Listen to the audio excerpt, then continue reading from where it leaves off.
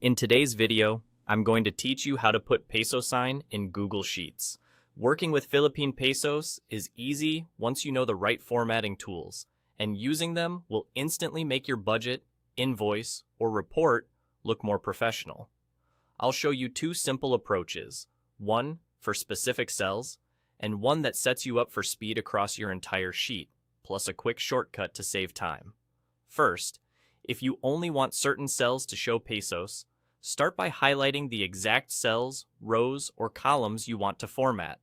Then go to the top menu and choose Format, then Number, and scroll down to Custom Currency. In the search bar, type Philippine Peso.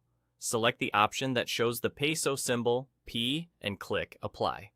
Your numbers will now display with the proper peso sign, and they'll stay as true numbers, which means your formulas, sorting, and calculations continue to work perfectly.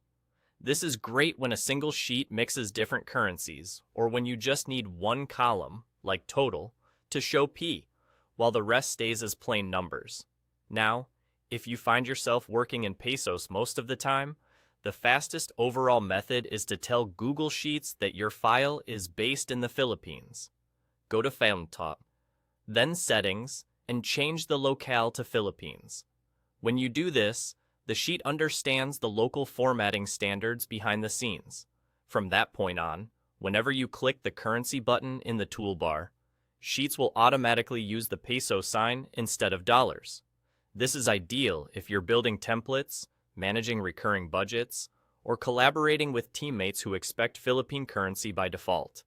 It keeps things consistent and reduces clicks because your default currency aligns with how you actually work.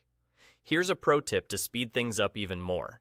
If you've already set your locale to Philippines, just highlight your numbers and press Ctrl plus Shift plus 4 on your keyboard.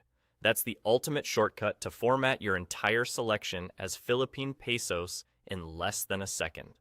It's quick, reliable, and perfect when you're formatting large columns of data. To recap, use custom currency when you need precise control over specific cells, and change your locale when you want peso formatting to be your new normal. Add the shortcut on top of that, and you'll be working faster and cleaner in Google Sheets, with numbers that are easy to read and ready to share.